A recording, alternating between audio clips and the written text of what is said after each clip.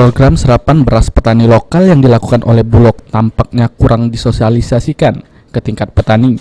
Pasalnya, sejumlah petani banyak yang tidak tahu mengenai program serapan Bulog ini. Padahal, program ini bertujuan untuk penyerapan beras petani untuk menjaga stok pangan tetap tersedia stabil. Seperti yang diungkap Supar, salah satu petani di Kelurahan Siring Agung, Kecamatan Lubuk Linggau Selatan 2, Kota Lubuk Linggau.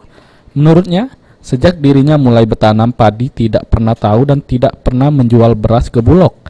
Petani biasanya menjual hasil panen mereka dengan para tengkulak yang harganya cenderung lebih rendah dari harga pasaran.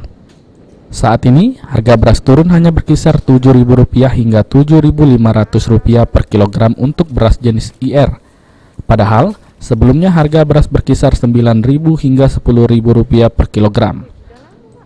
Dalam Pemendang nomor 24 tahun 2020, besaran harga pembelian pemerintah atau HPP yang ditetapkan untuk gabak kering panen atau GKP di tingkat petani yakni Rp4.200 per kilogram. Sedangkan untuk harga gabak kering gilang atau GKG di gudang Bulog sebesar Rp5.300 per kilogram dan untuk harga beras di gudang Bulog sebesar Rp8.300 per kilogram.